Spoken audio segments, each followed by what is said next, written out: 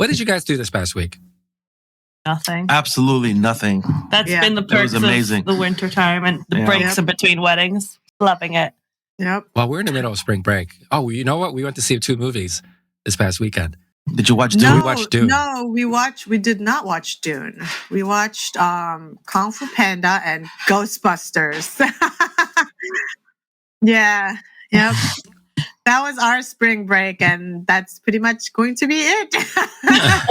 We were gonna go to some Broadway shows and stuff, but they just want to play video games. And it's gonna be raining the whole week. Yeah, it's really crappy out. But at least the weather's gonna be nice next week. So does that mean that the Laos and the Molinas are gonna go on a bike ride? We're gonna do a bike ride? They're gone. No, we're in El Salvador next week.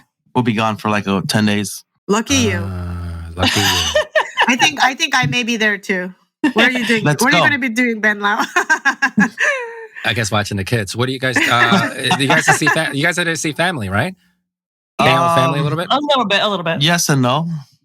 That's not the sole purpose of the trip, but yeah, while we're there, we're going to see a couple of relatives. When was the last time you visited? Maybe 5 years ago when my grandmother passed away.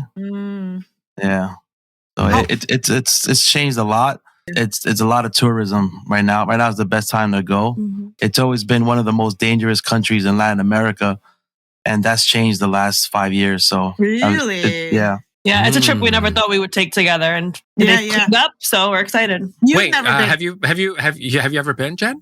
No, I wasn't gonna go. It was too dangerous. It was like legit. So this is your first time. Yeah, this is your first time going back to like the motherland. Mm-hmm. Well, his motherland. To my motherland. Yeah, his motherland. That is.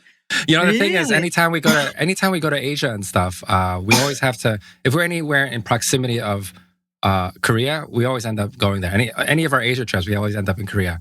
Yeah. Duh. Of course. But when's your first wedding? When you guys get back? We have two this weekend. This weekend, yeah. Oh. And then we have a nice little break again. We have like maybe 5-6 weeks off. Yeah. Mm-hmm. It's such a weird year. Like everything is spaced out right now for us, and we're not used to it. We're always like, once April hits, we hit the ground running, and right now it's like we'll get a taste, have a break, get another taste, have another break, and it's kind of weird. But it's not bad. I mean, I'd rather take this than not doing anything for a whole year like COVID, right? Mm-hmm. True. But speaking about getting back up to gear and everything, right, up to speed, our editor just came back yesterday. It was her first day back after going on maternity leave for about 3 months. I didn't think we were going to survive for those 3 months, right? But she came back yesterday, and it's almost like, you ever seen Incredibles? Where she's like, I just cleaned up this mess like 5 minutes ago, right? Yeah. She hasn't even been gone for that long. Well, it doesn't seem like that long, right? But apparently I made a huge mess with all these edits and stuff. Because the thing is, yes, I have AI helping me out and stuff, but ever since Jeannie's been in my life, I don't really edit that much from start to finish. You know what I mean? I only do like the finishing touches. So I know how to do it. It's just I'm not as good as she is because I don't really do it as like every day like she does. So she's like, oh my God, I can't believe you let this out the door. And I get blah, blah, blah, blah, blah. I was like, okay, well, I'm glad that you're back. I'm glad that you're back. So, but speaking of having our workflows being a little bit more streamlined, having our work delegated and then automated, right? I think that's a good segue to our guest of today's episode, right? Yeah. Yes. Good segue. You guys like that? I love it. Perfect. All right. Are you guys ready to get started? We are. Let's do it. All right.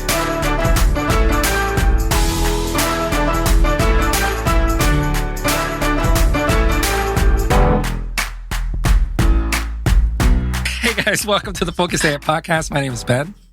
I'm Karis. It's Jen. And I'm Ro. And we're kind of focused AF today. Maybe a little bit. At least I think some we of us are. I'll get in there. So today's special guest is actually a friend of the podcast, a friend of the summit as well. But Jen, why don't I let you introduce our special guest today? Today's guest is Angela Shae of socialtemplates.co. I found Angela about almost a year ago now, I think, on Instagram. As you know, I love making reels and social media. And after hiring a social media firm that did a terrible job, I was like, there has to be a way to do this with templates and things. Quick search. She popped up and I've been a fan ever since. So welcome, Angela. Welcome to the podcast. Hello. Thanks for having me. I actually didn't know that's how you found me. That's really good intel.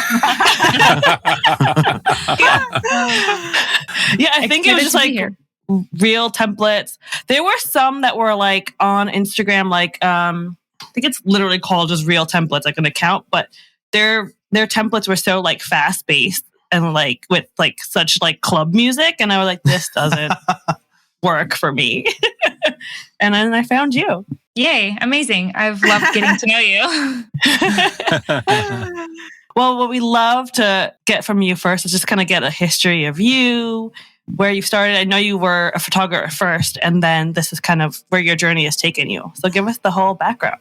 Amazing. Okay, so yes, I was a wedding photographer for over a decade. I started out really young. I started my business at 19, had little babies, and was shooting weddings all across America, traveling a ton. We were living in the Pacific Northwest at the moment. Very, very rainy. Our wedding season was condensed to like 5 weekends, right? I was shooting like double weekends because everything kind of gets jam-packed into the same month. And then it kind of just ended up being a very toxic cycle for me. And I think part of it was just, being so young in the business world and not knowing how to set boundaries and prioritize. And then also just like hustling really hard and trying to be like the best at everything, being like the best mom, the best business owner, like the best friend, all the things, and just exhausting myself. And I would work real hard throughout the year. And then by fall, everybody would want all of their images and sneak peeks from summer. And then fall mini sessions would come around. And then you would try to get everything to everyone before the holidays. And then like holidays would hit. And then you're like, oh my gosh, I just missed summer completely. Fall didn't happen for me. And now it's raining again. And now like I'm stuck indoors. And it was just this vicious cycle for a good 10 years, or probably a little bit less before I had my mental breakdown at that point. But I could not keep going like that. And so over a dinner conversation with my husband, we were just like, all right, like we need like a real change. And we both felt it coming for a while. And so then after one dinner conversation, we put our house up for sale, packed up our entire life, sold our house within 30 days, and put our entire life into an RV and ended up in Southern California in an apartment that we never saw in person. Like it was just like, all right, we're just doing this. Like, I just wanted a complete restart. I took down my website. You couldn't find me as a photographer anywhere. I just wanted like a season on the beach. My kids were 3 and 5 at that time. And I just wanted to be like, I wanted to feel the sun and just to hang on the beach and not have like a deadline that I was like working around, or like, event I had to fly to. So yeah, that's kind of what my journey has looked like. I took a year-long sabbatical to kind of reassess and figure out what I wanted to do next. And during that time, my photographer friends started reaching out and being like, well, I've already built like a community from shooting so much. They're like, you're not shooting anymore. Can you help with my social media? Like, what are you doing these days? Can you take on my social media? And so then I kind of just slowly started taking on accounts and started doing social media management. So I actually ended up in the real space first doing social media management for photographers, creatives, preset companies, and quickly like ramped up 20 clients. So I was managing 20 clients a month doing social media management. And again, was like, oh my gosh, what am I doing with my life? I'm working 14-hour days. Like there's back to square one. Exactly. I'm like, I just end up in this vicious cycle over and over again. But this time I was smarter. This time I was like, all right, we got to scale back. I ended up letting go of some of the clients that I was managing. And then that's actually when Reels were booming. And everybody wanted us to create Reels for them. And we were doing that manually for each one of our clients. And we were doing a lot of Reels manually. And I was like, hey, well, we obviously like know what's working. What's, a faster way to automate this and streamline it. And so that's how Social Templates was born. It's, plug and play Reel templates for all photographers where you can just put in your own content. We beat match it for you. We do 90% of the work for you. Like all you have to do is like add in your content and post to Instagram. So made it really, really easy. But the journey's been wild getting here. And I love it. And this is where I'm at today. I guess when you were a photographer, how was your social media? why did people reach out to you and be like, hey, Angela, can you do our social media for us? I guess that's always been like your thing. Yes and no. So like, I didn't have this like incredible like online presence. I didn't have hundreds of, thousands of followers, but I was very good at curating the feed so that it had like a specific aesthetic, that I would know how to attract my clients. I knew how to niche down. I also came from a time when like blogging was a thing. So, I mean, blogging is still a thing, but like when blogging was like the main source of like putting your content out there, Facebook albums were a thing, and submitting your work to blogs was huge. And so photographers would go through this process of like curating their work to be submitted to Style Me Pretty or like all these other blogs. And so I got really good at just knowing what images would resonate with potential brides or images that would do well within like, an online space like that. So it wasn't because I had like a crazy amount of followers, but more because I really understood the photographer and I knew how to, curate the feed to really reflect the brand. So when I jumped into social media management, curated feeds were like at an all-time high. Like a perfectly curated feed was what was doing really well. Mm-hmm. And I knew how to execute that on behalf of the photographers that didn't have time to do that. Yeah, I feel like that was one of the hard, or still is one of the hardest things for me on social media. Is like, I feel like, does it flow? Does it look pretty? I feel like people that's gone out the window lately. Like, like me. You look at my feed; it's all over the place. So no, so that doesn't matter anymore. I'm listening right now. No, I think these days, like that's not what really makes or breaks your engagement, or even, attracts people to your account. So thankfully, like we don't have to be as focused on it. Obviously, you still want your brand like translated in your images, but to have like, does this image work next to this image, and getting like really hung up on the aesthetics of it. Thankfully, we don't have to do that as much anymore. So you guys are good.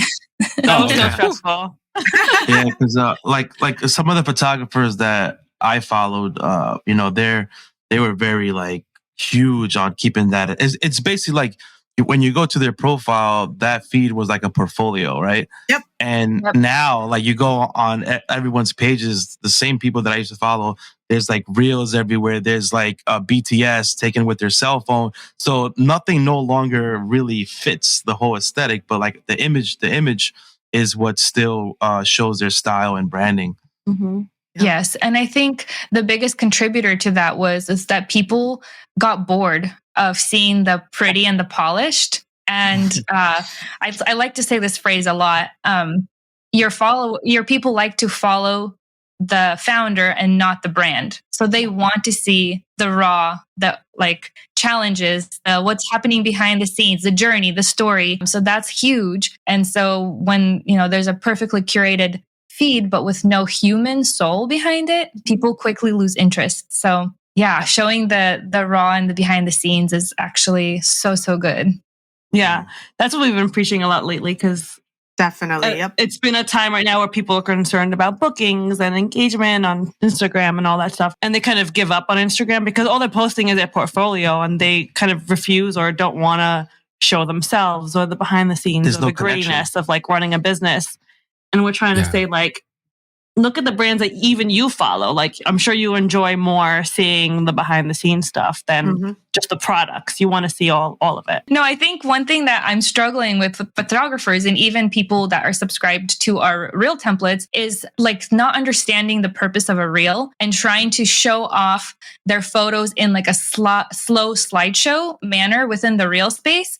And communicating this to them, I think that's just been like the most challenging part for me is I'm like, this is not a place for you to show off your portfolio. This is not where you do a slideshow for your clients even, because I've had comments from photographers saying, well, your reels are too fast and my clients want them slower. It's like, no. The reels that you're creating on your profile are not for your clients. If you can share them with your clients, like great, that's like an added bonus. But if you want to create a client slideshow, like use, Smart Slides or like any of the other galleries that have that feature that you can share that with your clients. Reels is not the space to do it. Reels is like a lead magnet. You put out some of your content, you do a little previews.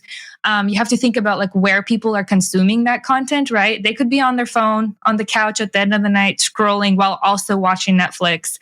And they're watching like cooking videos and funny, engaging things. And then like your photography work pops up. and it's a slow slideshow. And it gives them no reason to like head to your page and binge your content. So I think understanding a lot of times, like, yes, you care about your work being like viewed in a portfolio format, but Reels is not the space to do that. And like with social media, you know, right now it's showing more of the behind the scenes and the human instead of focusing so much on it being like these portfolio pieces. Yep. All right, rant over. Yep. Was that it? You could keep going, but I'm very passionate about this. Than I do. Yes, that was a nice rant. That was a very nice rant. But this is very much aligned with what I teach a lot of my students as well. You know, the thing is, pretty portfolios at great prices. Everyone is offering that in the universe, right? Everyone and their grandmas are showing pretty photos, great customer service at a great price. The thing is, what people need to realize is that the product isn't the photos. The product is you. You are the product. And if you want people to buy into that product, they need to know you, the business owner. You are the brand. You know what I mean? And I think I got into a conversation with somebody else. I don't remember who it was, but they were like, well, you know, sometimes my brand is not a personal brand. You know, my face, my brand doesn't have a face. I'm not the face of my brand. My brand is just the product, right? And I didn't know how to respond to that. Maybe that's because I'm coming from a place where my face is the brand. Carrots is the face to her brand. And like me and Karis, we are the face of our associate brand. So to me, that was, I don't know. Like, even if you look at like Oreos, right? Or Coca-Cola or McDonald's, there's faces. I mean, you're not getting the pictures of the CEO or anything like that, right? But like, how do you incorporate the human element into, I guess, a brand that's, I don't know, it's more than just its products. That insurance company, Ed, what is it? Which one? The one with the duck you talking about? Affleck? No. The girl. It used to be the girl where she's wearing an apron. Oh, Progressive. Progressive. Yes, they did it really well. Well, that's a spokesperson. That's different, right? I know, but they put she was like pretty much the human behind. She was it. So, for instance, right, you have an album company like Miller's, which is who the Molinas use, right? It's an album company. I don't know if we're necessarily getting BTS of the CEO, you know, doing her talk and her spiel and things like that.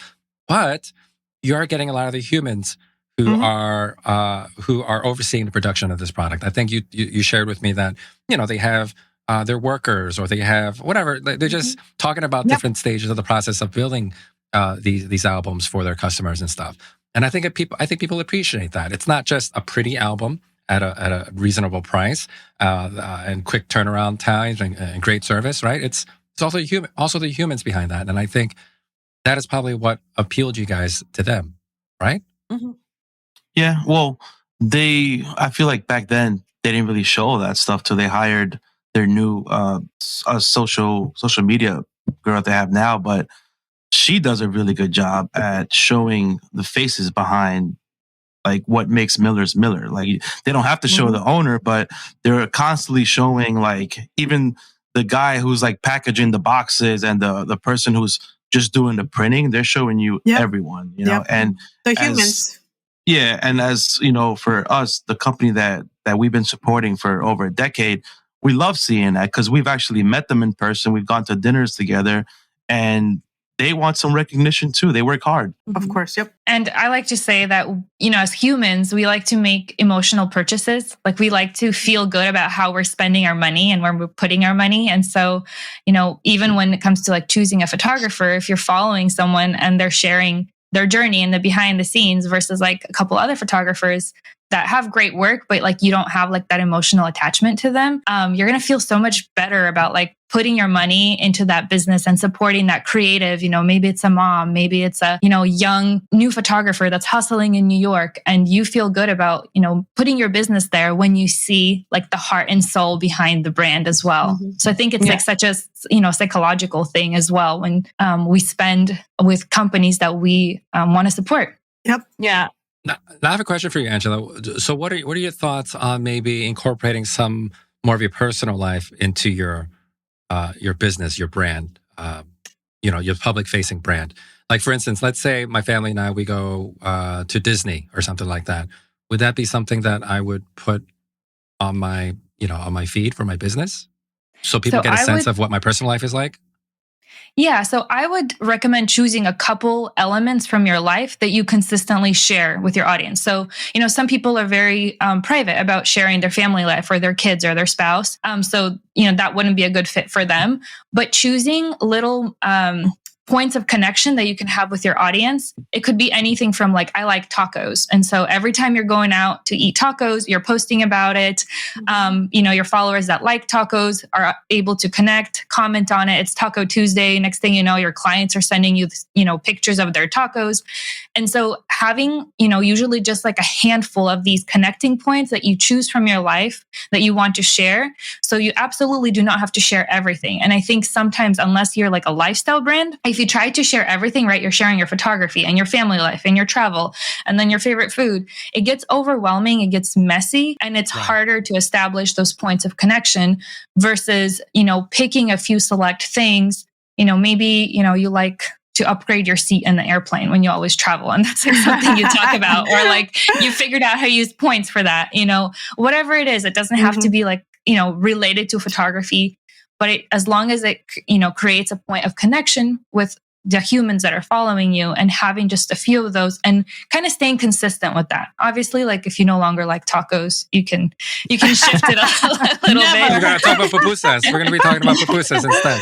I'm about to make a reel about eating pupusas. Pupusas every time. Yeah.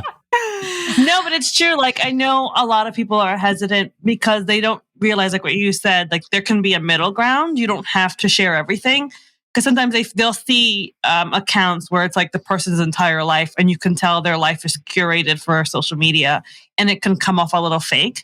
So like people in our industry would be like, well, I'm not going to do all that. I don't want to put my business out of there. I don't want to see my personal life. It just seems so fake. But finding a middle ground of, like you said, finding those connection points of little things that people can relate to, and just putting them out there every now and then so that they can see who you are as a person and they know who they're working with. And I probably wouldn't share it on your feed for permanent, stay. Mm-hmm. Like it would probably be something that you would share on stories and kind of maybe even weave into your email, marketing, if that works, if it makes sense, for people that feel like they have like a more intimate relationship with you. But then, keeping your feed more geared towards, showing off your work and behind the scenes and professional images, and then using these points of connection, like, on stories and kind of in like more... Taco Tuesdays only needs to show up in my stories and real stories. Doesn't have to show up on the evergreen part of my Instagram feed. Yeah, every Tuesday. Yeah. This world is new for me. You guys know, like Instagram is... I mean, I wouldn't say it's new. I mean, I've been using it, but like I don't really use all of its features. Yeah, but you're creating the content. You're just not posting it on Instagram. You're posting it on your Facebook. All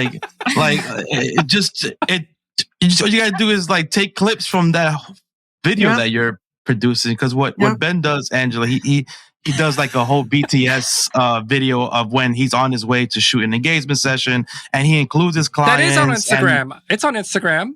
Not all the time. I see it on Facebook more than Instagram, I feel like. Well, that's because you're on Facebook more then, right? But he's old school. He's a little old school. Yeah. Everything that I put on Instagram is on Facebook and vice versa, like work-related stuff. It's always on both. You're posting a video. You're just posting the video on Instagram, right? You're not turning that into like a reel or anything. They are reels, no? But you also have them horizontal, so technically... Oh no, not the horizontal videos. My heart hurts.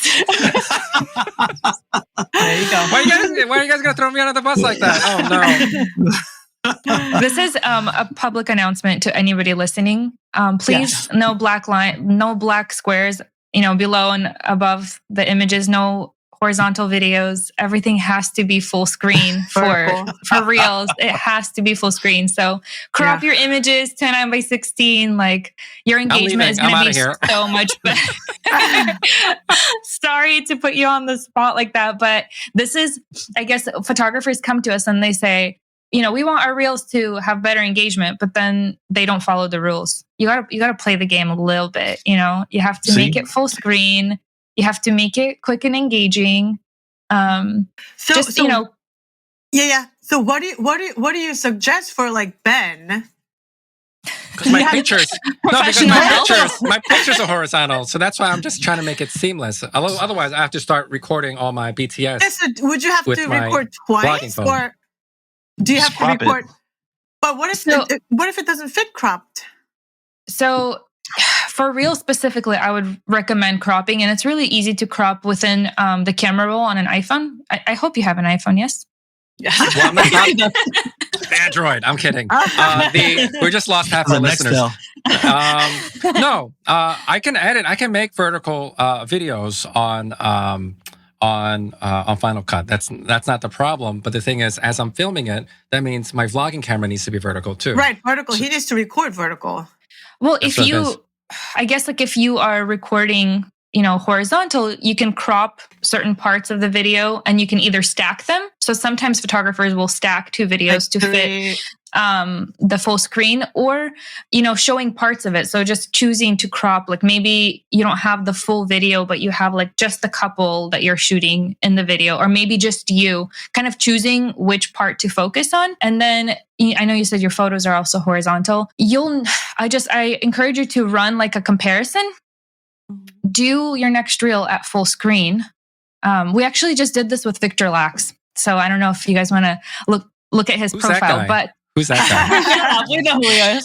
So same thing, same thing happened where he was like, okay, Angela, give me some feedback on my reels. Like, what are we doing? And I said, it's too long and you have to make it full screen and it has to be faster. Basically all the same tips. And so he did his, he said, okay, this is like really crazy advice you're giving me, but I'm going to test it and see what happens. So the next reel he posted using one of our templates, it was really short. It was like under 8 seconds versus his previous reel was 2 minutes. Oh my God. And that's a slideshow. 2 minutes is long. 2 minutes is long? Very long. And so his next reel performed, I think it got over 165K views. Nice. Well, and like almost 5,000. But it is Victor Lax, but the previous reel had only 14,000 views. Mm-hmm. So for somebody that has like such a big platform and has such a big audience, that's 12 times more reach. If the reel is not packaged in the way that is for the Reels algorithm, no matter how big your audience is, it's just not going to perform as well. So it's making these little adjustments where, you're using full screen, you're making it shorter, you're making it faster, adding like some sort of call to action or something on over the top, like text that gives the viewers context. So making these little adjustments and then like, boom. So then he did another reel after that, which, didn't get over 100K views, but it still performed, I think, like 4 or 5 times better than his previous reels because of just making these adjustments. So maybe you try that for yourself and see, that means I got to shoot vertically too. Here's like another tip I know is the hardest thing to do. I almost never shot vertical, and now I'm shooting on a wedding day. About 10% of my images are vertical. Yeah, me too. And the reason is for social media. Yep. I know it sucks and it's against what we've always what we've programmed to do, but I have Jen on my ass telling me to shoot verticals. That's the other thing, right? For the verticals. Let me tell you something, right? So I've been doing this for about 14, going into our 15th year now, right? And about 3 years ago, we hired our youngest associate. He was like 21 or 22 at the time. Shout out to Anthony, okay, if you're listening. Actually, he's probably not listening to this, but in any case, he was 21, 22 when we brought him on board. And I kid you not, I would say about 90% of his images were vertical. I was like, you got to give me horizontal photos. I got to untrain you, right? Yep. Right? I was like, you can't be shooting vertical. I was like, you can't be doing this, right? And then lo and behold, he was correct. He was right. He was shooting for socials. He was shooting because he came from that world, right? And that's why he was shooting vertical for everything. But now that I stand corrected, he was right and I was wrong. You can also stack your images. So stack 3. So if you've got, 3 verticals, stack them. Those do well too. Like if you just use it the whole screen. You mean like stack 3 horizontals? Yeah, stack 3 horizontals. Video guys do that. Yeah, video guys do that all the time. Matt Koza did that for a while too. Yep, he would have he would have 3 videos on top of each other. You just have to fill the screen, I think. Yep. I do that for stories now because, like you said, like we do shoot some great like landscapes or wider images. And then when you crop them, it like hurts a little bit. Yes. But I suck it up because I know the strategy, but it hurts me. It hurts me more. Yeah.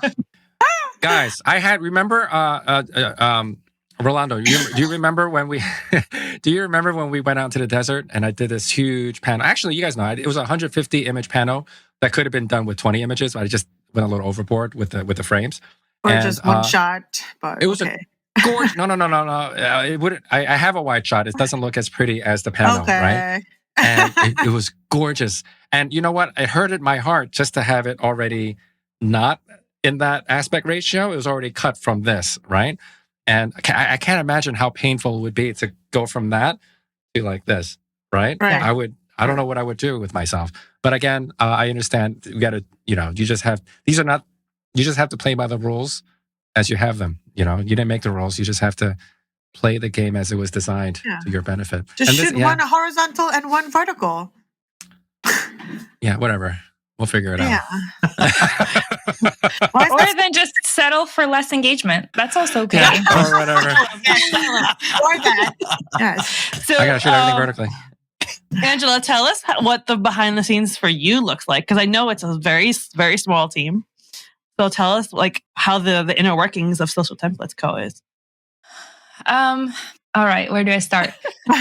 There's so much research that goes into the back end. So for those that don't know, we release new templates for photographers to use every single week. So Thursday, Friday, end of the week, we always drop new content, and it's 7 to 10 new templates that are released every single week. So, we're constantly looking at what's trending, what the trending audios are, and all the templates that are released are based off of trending audios. So, doing the research on that, actually from logging in through different accounts to make sure that we're getting, a well-rounded experience, that we're not just, curating everything to like the one account that we're seeing. So doing that research, and then also, thinking through like a trending audio, can it be paired with a lot of images? So a lot of our templates are very photo heavy.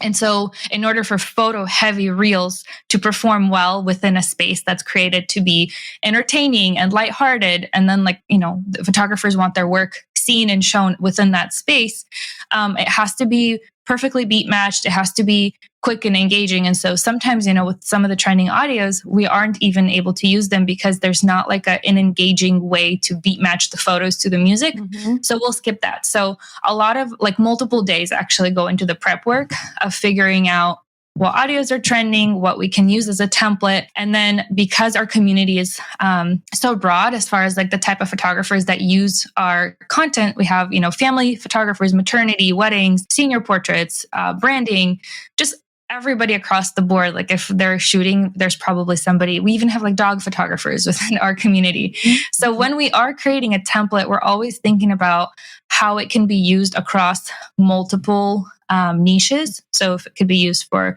a wedding and then also family photos and maybe something else. Or if we're doing a branding shoot type template, then we're thinking, okay, can this be applied to senior photography and sports? So making sure we hit all the categories, something fast and edgy is always there. Something more slow and romantic, something that's a photo only template. So somebody that has zero behind the scenes, we make sure that there's at least, one of those that gets dropped.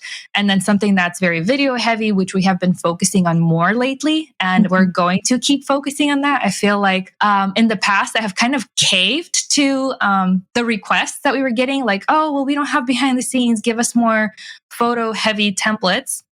And I get that. But also then people come back to us saying, well, we want engagement to be higher. And I'm like, well, do you want to be making photo only reels, or do you want engagement to be higher because video performs better? So I think in the last few months, I've really stepped into the educator part of educating our community about what performs better and what type of reels are going to give you bigger reach and bigger engagement and better results.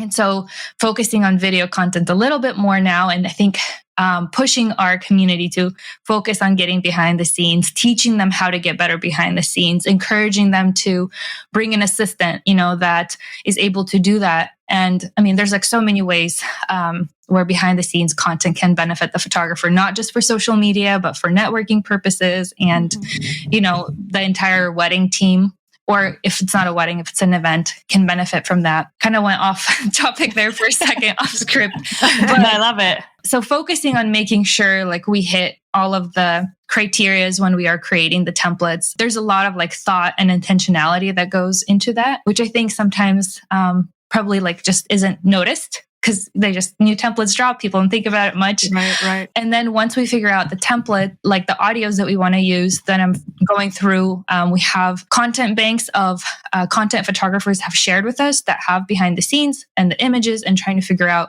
which content to pair with which audio. And then we manually create the template right inside of Instagram. So I don't know if we mentioned this earlier, but I feel like this needs to be said. Our templates are not an outside app. They are a private Instagram account. Yep. I feel like we didn't disclose that. So private Instagram account that you get access to when you join the membership. And so within this private Instagram, you're not downloading another app. You're not learning anything. You're not having to transfer things, which is also why we're able to work with trending audios because everything's within Instagram. It's already licensed through Instagram. So we're not dealing with any licensing issues. And so we will build the template out manually. I will get all the content, added to the template. And then my husband, he's actually a musician, or he has, musical background. He does the beat matching. So I set up the template, and then he, joins me usually during the last 2 days before the templates go live. He does the beat matching manually because I trust him so much with getting that part right. And then, we release the templates to the community. And obviously we also try to share reel prompts to stories to help encourage photographers, to use the templates and give them ideas of what to post about. But that's basically the gist of it. We do the research, build the template, share it with the community, and then recycle and do it all over again. How long does it take to make one reel? Usually the average. So I've been doing this already steadily for almost 2 years now, every week. And we are still at about an hour per template. Wow. So somebody that's been doing it regularly, it still takes about an hour per template because of just the manual work and the tediness of it. And the other thing is I was at a conference all this week. And I was like, all right, it's going to be really hard to come back, Friday and then still have to create all of that content. So I spent the whole week before prepping, double batching everything. So being hey, this is going this week. This is what's going to go next week. We made all the reel templates and I was I'm going to be, at my conference, at the end of the conference, I'm going to post all of these. I feel so prepared. And so we had everything saved to drafts and then none of the drafts would open. So it was such a bummer. We had spent literally 2 days working on prepping all these drafts so that I could be on top of it. And even now, I understand all the frustrations photographers go through when you're working on your reels and you're trying to batch them and prep them so you can post later. And then none of our drafts loaded. I mean, obviously I already had the research done about which audios we were going to use, which images, but still having to recreate everything manually. It was frustrating to say the least. Yeah, that's my worst nightmare because, back to batching. Because of you, I batch everything. So I'll do 8 to 10 in a day. And now, because we're going away next week or when we go away to conferences, I'll do them all in advance, like you mentioned. That's my worst nightmare, to go back and not be able to post anything. I think one thing happened to me funny that we batched them here and then we went out of the country. And that audio wasn't available in that country. So I would just I couldn't repost it. I would have had to wait till I came back to the US to be able to post it. So that was something I learned along the way too. That was you think you're prepared, but there's always some unknown curveball that's going to hit you. Are you saving them to your camera roll? So when you create add this into your workflow. This is going to just a safety net. So when you finish creating everything and you're about to save the draft, save it to your camera roll. It will save it without the audio, but the entire reel is going to be beat matched. All your content is going to be there. So you're protecting yourself from it ever. If your drafts don't load, you can just pull up that video from your camera roll and it will sync up perfectly with that audio. So if you go back to that same template, you just tap on the audio, use audio and you pull it up from your camera roll, you're double protected. So just add that little step. I know maybe you haven't encountered really big glitches with the drafts yet, but this will just keep it keep it extra seamless. The best thing about like glitches and things like that is that you know it only has to happen once, and then you'll learn how to avoid it the second time around. Yeah. So there's a silver lining to making mistakes, you know, or not making mistakes, but like just experiencing these glitches and hiccups. It only has to happen once. If you're smart, it only has to happen once. If you're not smart like I am, you continue to post reels with horizontal videos and stuff for years. But I guess my next question to this is, or follow-up question, it is somewhat related. Well, somewhat related to what we talked about, I don't know, 10 minutes ago, right? Because I didn't get a chance to ask. So, I don't know if this is a deep dive or not, but how long do you recommend these reels should be for maximum engagement?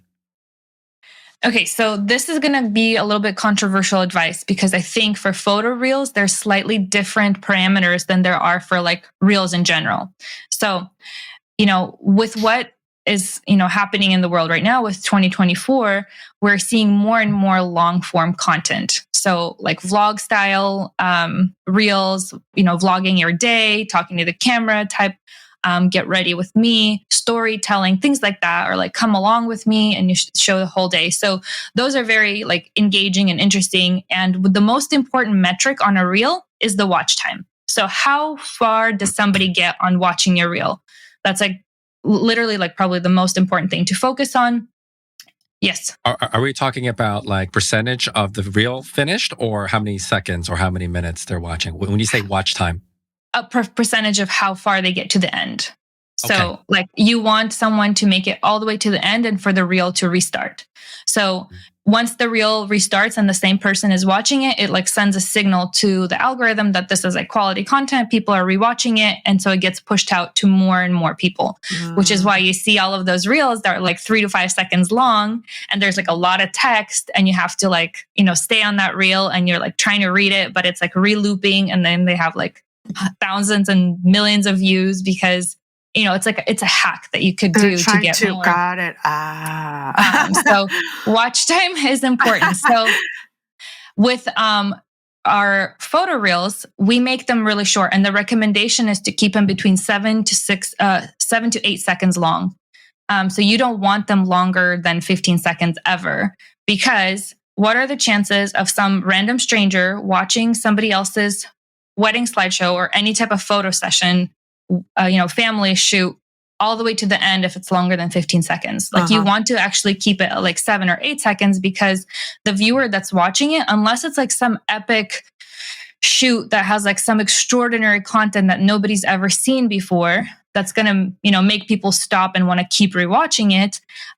There's just not a lot of reason for, you know, your followers to stick around and watch the whole thing. Sure, they might get like 5 seconds in and get a feel for like what the session is going to be like or what the wedding day looked like. But, you know, it being like longer isn't usually going to do well. And then creating something that like shows behind the scenes of the process, then you're able to like, I guess, have people stay a little bit longer, where you're like, all right, here's the behind the scenes. Here's what, you know, the area looked like. Here's the final image that we got.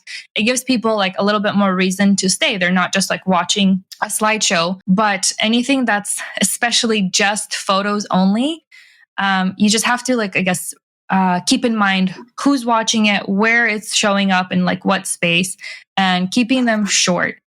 And as long form content is going to keep taking over moving forward, like we're going to see more and more of it, it's going to be interesting to see how the photo reels will live in this space, and how, you know, photographers are going to keep people watching the reels and staying on their content. Which, I mean, my recommendation is always like, you know, creating savable and shareable content. So anytime somebody can bookmark your content to revisit it later, it also, you know, sends a signal to the algorithm like, oh, people are saving this. So must be valuable. So it should show it to more people. So anytime you can give like advice on like what to wear to a shoot, or like how to plan your timeline, or, you know, things I wish I did differently when I was planning my wedding, or whatever it is, that people can reference later, is always good. Is a good strategy for that? Or what are your thoughts on when they have like very short reel and then like all the advice is in the caption as like read below and then like everything's there? So it is like what's working with the algorithm right now. we don't know how long it's going to take people to get like fatigued from that attempt. I feel like a lot of times like certain strategies will pop up, or like even certain hooks to use on your reel. Use this hook to get more views. And it starts working with a lot of people. And then everybody jumps on board and starts doing the same thing. So as consumers of the content, the audience gets fatigued. They're like, oh, we've seen that trick before. And so we almost like become like immune to it and we stop responding. So something that's like working well for engagement, you know, maybe last year, it's not going to do so good. Well, you know, maybe next year, because people are able to kind of like see through like these hacks and tactics. And so, yes, that's working right now. And yes, if you are providing like very valuable information in the caption, let's say you're giving people like instructions how to get to a specific venue, or, you know, here's my secret spot where I shoot senior portraits in our city, and you give people instructions on how to get there, people are going to save it, and people are going to read the caption because they're like, oh, you know, those wildflowers, they look amazing. I want to go take photos there as well. So if you're providing actual value, people will save it and it will be beneficial and your reel will do well. If it's a lot of fluff, like, oh, I got to make this caption really long, like nobody's going to get to the end of it. So yes and no. I hope you don't mind indulging with me for a little bit, right? So the older guy in the group. I'm not that much older than you guys, all right? I know, I'm messing around. So, by the way, Angela, I'm 60 years old. Asians don't raisin, you know? Asians, you never know. I'm actually 150 years old. So how I'm currently using the Reels portion of my my Instagram account, I'm vlogging my photos, right? I'm vlogging them. There is a slideshow component to it. However, there's also a vlogging component. Hey guys, I'm here in the desert. I'm doing this kind of shoot with this couple, and you know, this is the stuff that I'm encountering. These are the backdrops that I'm encountering, and you know.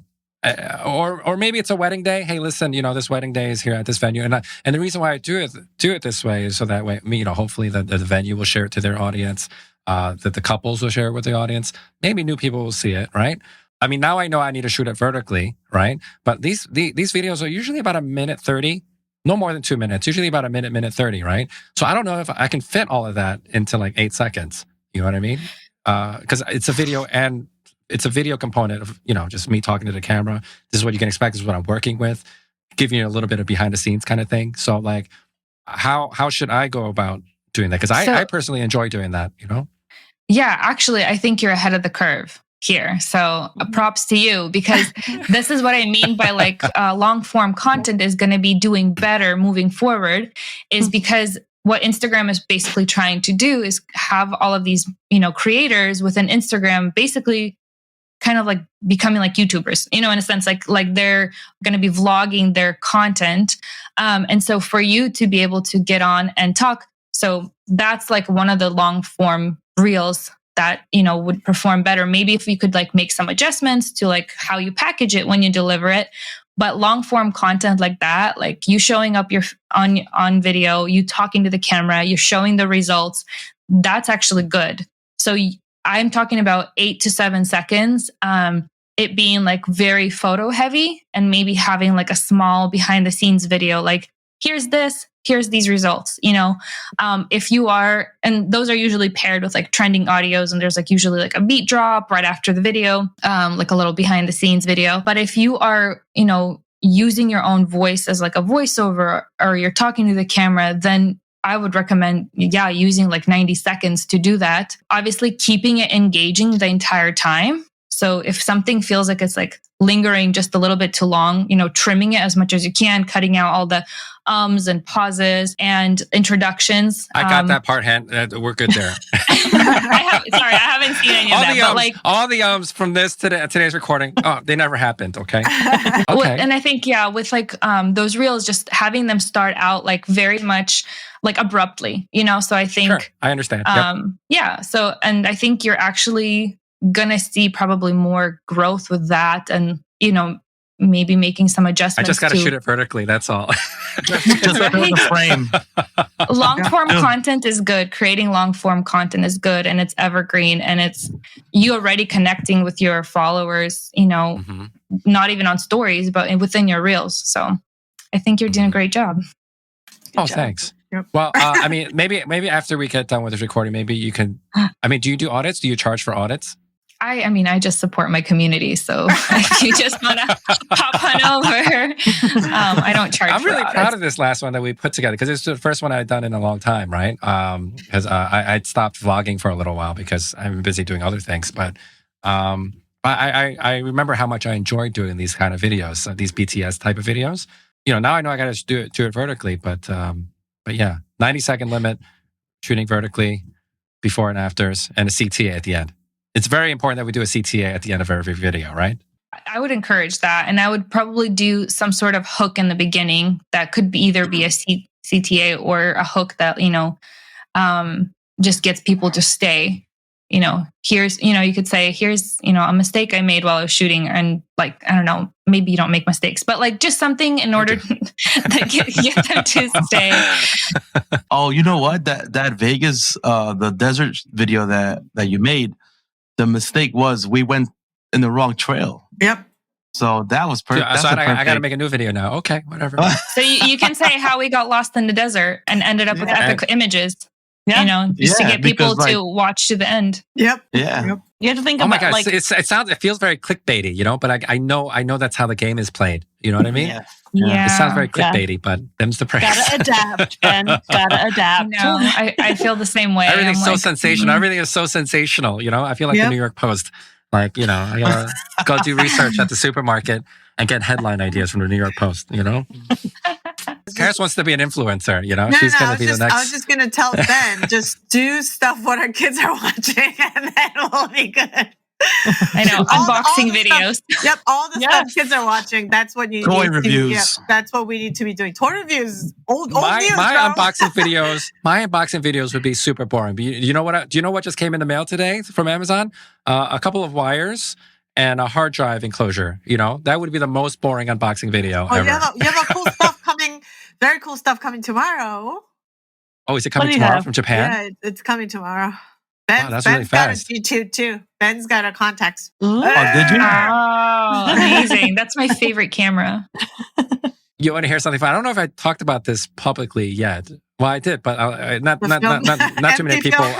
So I was like, oh, film sound like, after the Molina started shooting with film, I was like, oh, that sounds like a lot of fun. Because Rose like, I have to slow down. I got to be more intentional because every click I make, it's $1. Money. It costs $1 every time I press that shutter button. So I have to be very intentional. I have to be very whatever. And the client seemed to enjoy the experience of getting these photos back and all that good stuff. So I was like, these are all positive. These are all good things that I want for my own business, for my own clients too. So I was like, all right, maybe I'll mess around with film. But all I had was an old film camera that I inherited from my dad. It was like a 40-year-old camera, but like I barely use that thing. So my wife, she's graduated to her G2. So now she's got this old Nikon film camera that she's not really using. So I was like, all right, I'll take it. And I took it out for a spin for the most recent wedding that I did. And I was very excited too that day. I showed up, I was like, hey, listen, Bride, I got this new thing that I'm trying out. I'm not going to charge you for it, right? But I'm very excited. I'm going to be using this camera and it's going to be awesome. But don't worry, I'm not charging you for it. And whatever I get, you'll get, okay? And then I take the film back. And I ship it off to get developed. And then I get an email from the lab, and they're like, Mr. Lau, I regret to inform you that the entire roll is blank. No. I think the film was loaded incorrectly or something, right? I didn't take any pictures the whole day. I was excited, just chasing everything around, just shooting everything. And the film was either not loaded or I don't know what happened. See, that would have made a great reel if you have documented the experience. And here are my images, and it's just blank. So anyway, so now hopefully with this G2, I don't have to worry about that stuff. But anyway, I'm still going to use the manual camera, right? Because there's still something to be said about, just something very tactile. Yeah. It's something very intentional about, shooting with a manual camera. But I feel like such a noob. Is that you didn't take any baby steps. You just went straight to one of the most popular cameras for film. G2? No, I'm talking. Well, no. Well, yeah. I'm not using it. I don't have it's coming tomorrow. I haven't touched it yet. I was using. You have it. You're welcome. Yeah, you ordered it. Actually, I ordered it. He's like, you buy it, you pay for it. I'm like, okay. Well, we had a nice album sale yesterday, so that's paying for it, right? But no, it feels really nice in the hands. The FM2, it feels really nice in the hands. So I'm gonna give it another shot for the next wedding. I think my next wedding is next weekend, so I'm gonna give it a shot. Gorgeous photos. Well, now you can do like a before and after reel of like my first experience with film, and now where I'm at now. There's a picture of me really. There's a picture of me on that wedding day, right? My first time, holding a film camera on a wedding day. I'm so happy. I'm smiling. So you guys want to see the result from this day? My first time music film is just a white frame. That would be perfect. And then you put your newer stuff and say, this is my journey. This is where I've come. Yeah. Speaking of journey, Angela, tell us about WPPI, because that was like a whole experience. Oh my gosh. Like the biggest event for you since starting your business, right? Yeah. So we haven't done a trade show like that or any trade show before that. And I just had a baby. I don't know if we've mentioned this anywhere. I just had a baby 7 months ago now. Oh my gosh. So I have 2 older kids that are 10 and 12, and I have a 7th-month-old. And at the time of WPPI, he was barely 6 months old. And somebody asked me, like, are you guys going to be at WPPI?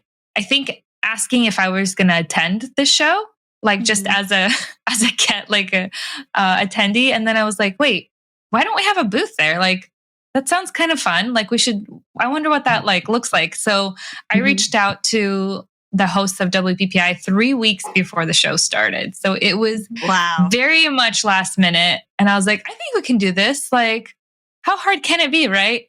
And so then the next 3 weeks, it was like, all right, we're ordering backdrops that are 10 by 8. Like, where do we get these printed so that they get shipped in time? And things were still arriving to my house the day I was driving out to Vegas. Oh my gosh. As far as print materials and trying to figure out like what we were going to do. And the Saturday before the show, we were filming the promo video in my living room, like trying to put it all together. I had incredible friends that came through and were like, I can help with this. I can help with this.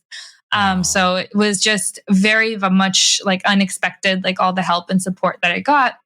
But we made it there and I had no idea what to expect. I'm like, we don't have like an ideal spot on the floor. We're not sure what this is going to look like, but it'll be good for like some brand exposure, hopefully. And then we were just floored by the response we got.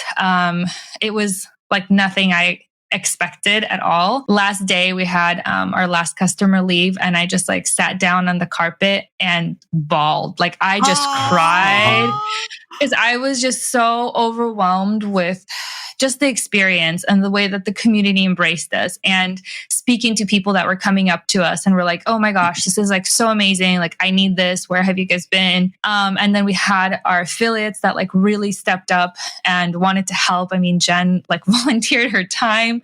And her voice. And her energy. Just wanting to, help and support. And so many people were like excited for us to be there. Vanessa Joy had like a big talk that she did where she basically talked about social templates for like a big chunk of her talk. And we had no idea that she was going to do that. It was not sponsored. It was like, she just is one of our users and loves what we do. And so then, we got this like massive crowd of people coming from her talk being like, Vanessa was telling us this and this and this, and was telling us about you being a mom with a baby doing this thing. And I was just like, oh my gosh, like totally did not expect that at all. I like found her later and like hugged her and I was like, tearing up. I was like, you did not have to do that. Like, this means so much. And so I think, and it wasn't just her, it was like, multiple people that have had like an encounter or like experience with our brand or our product that were just like talking about us. And a bunch of our like vendor friends were from other booths were like sending people our way. Mm-hmm. So we literally never got a break at the booth at all. Like, it was just constant flow of people. And it was like nothing I expected to experience at all. Like, just so overwhelmed and like so grateful and feel so supported by the community. Like, I mean, it was beyond my wildest dreams. Like, it literally felt like I was watching myself from the outside and watching our company like from the outside. It was like amazing. A crazy experience. Yeah, it was awesome. Like nonstop. I mean, I was only there for a couple hours each day, but it was like constant flow, and not just of like people hearing it from other people, what you also did strategically well, which speaks to the power of Reels, is that you had those 2 huge screens, vertical, and they were just looping Reels. So people would just walk, like, you see how quickly people's attentions get like drawn in, which is the same thing they're doing on their phone. When they see a Reel, they just kind of like stop. That's what the screens were doing on the floor too, because people would just be like walking by and then come back and then be like, what is that? And then in their head, they're making a connection of like, okay, this has to do with social media, but I'm not sure what it is. So then they wanted to get more curious. And then once you explained what it was, they were just like, sign me up. Exactly. Jen, and I'm so grateful for you just volunteering your time. Like, that just meant so much to me and the team. Thank you, thank you, thank you. You're welcome. It was fun. It's good to go out there and it's fun to go out and like speak to brands and things that you love. Because like I mentioned, I've been using you guys for almost a year. And it was also selfish. I was like, damn, now everybody's going to know about it. Wow. My little secret's out. But it was really cool to see like how much traffic you got and how busy you got, and how have things been since. Well, I just came back from Hybrid Collective conference in Texas. And although like it's way smaller, it was under 300 people. But, and the first day of the conference, you're trying to get like the feel of like what it's going to be like. And, the response wasn't as instant as WPPI, where people like get a demo and they're like, sign me up. But this also was like camp style. So we were all there together for like 5 days, I think it was. Wow. And so then you're talking to people and you're, everybody's obviously like giving us like really great feedback and this and that. And then last day, it was just like signups galore. It was just like, all right, like I could not keep up. So it was just, again, like another experience that's been like, oh my gosh, like it's so great to be out there and connect with people, that are customers. And then also people coming up to us and being like, oh yeah, I already use you guys. We already subscribed. This is amazing. And then bringing their friends over. So I think that's kind of what we've been seeing in the last couple of months, is the domino effect of like it being a product that's so needed in the industry. And then people just bringing their friends in and being like, hey, how do I tell people about you? And so, Hybrid has just been like same thing. I'm just like still on a high from that one. And then I guess it's already April. So in 3 weeks, I'm going to do Evolve conference in Santa Barbara with Jamie. And then I'm considering doing Way Up North in Italy. So I don't know. Way up north, I'm like, can we do another conference? Like, just go to Italy. The momentum has just been like so great. And I'm, the only word I think that describes how I'm feeling is just like deep, deep gratitude, because this has been like my baby for so long. I've been like working on like making it perfect. And then like all of last year I was like pregnant and had a newborn. And so this year it's been like, all right, like let's tell the world about this, So the response has been just so, so amazing. And I'm so, so grateful. How does this experience compare with when you worked as a photographer? Oh man. If I'm really honest, I don't think I ever felt on such a high as a photographer as I do as a business owner now. And it's not just from like, oh, like this business model is amazing. It's from so many people giving us feedback of the difference that it's making for their business. They're like, Angela, before I wasn't posting at all. Like I wasn't even doing social media.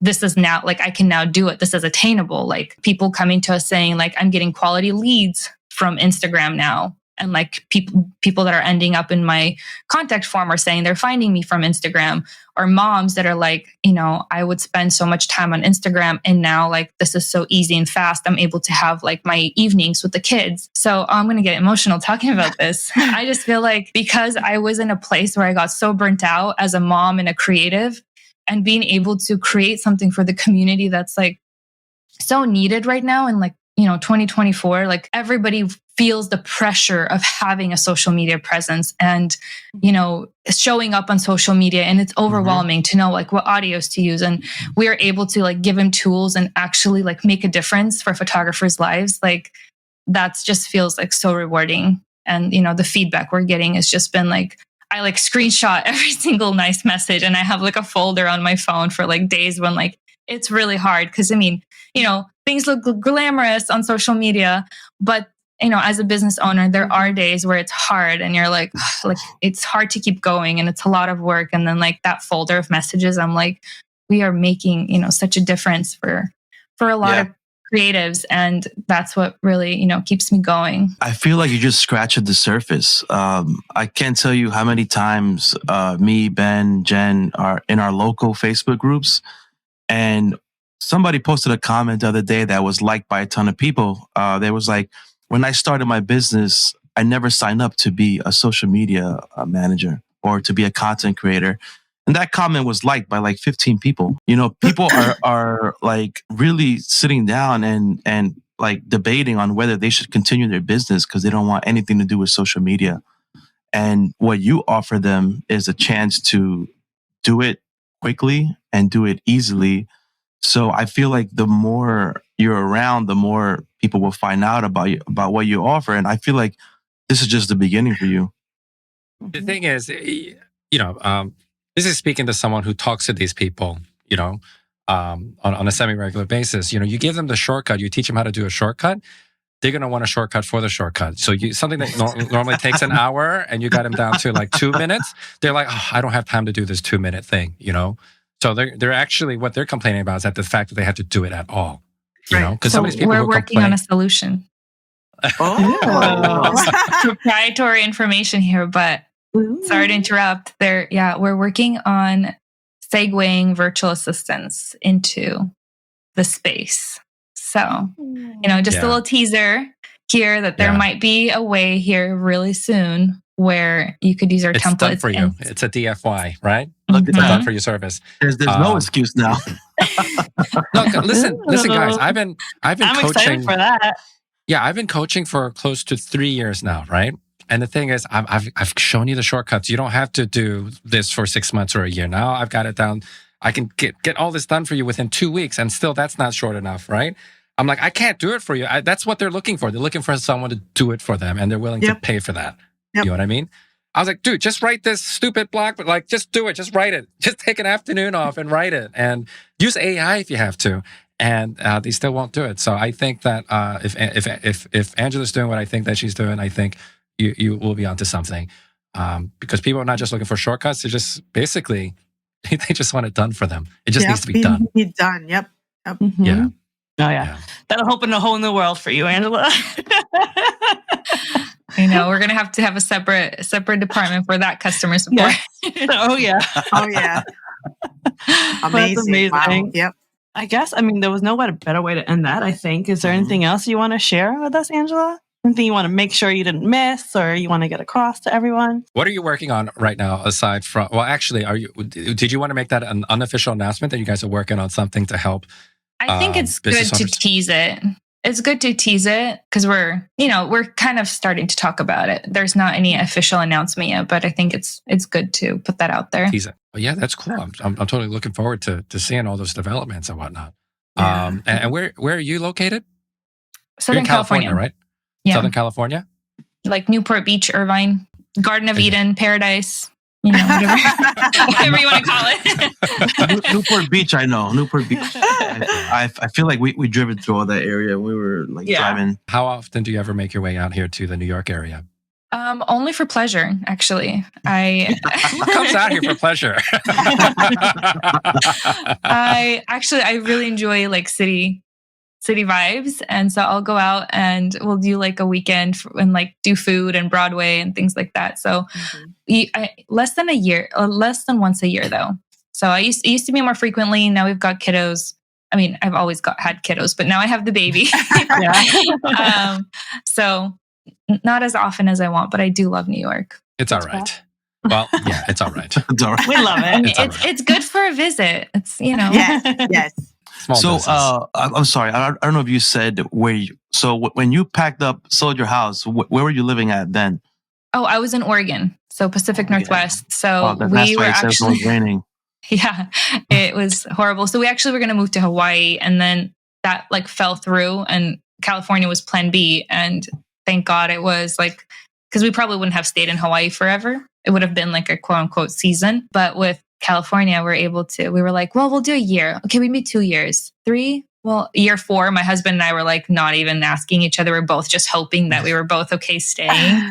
And then like year 5 rolled around. We're like, all right, so should we have this conversation? It's like, unspoken, like nobody wanted to leave, but we like agreed that we wouldn't stay forever. And now we're like, we had the talk. We're like, this is home.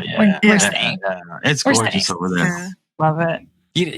Like social media, it can get very toxic. And, sometimes you have to, if you want to continue staying on it, right, and not, complain about it all the time, you got to make it an enjoyable experience for you. You know what I mean? Can I say something on that? I don't know. I wasn't here for that first talk, but I actually have probably 127, I think last time I checked, people that are blocked from my stories. I can't see them.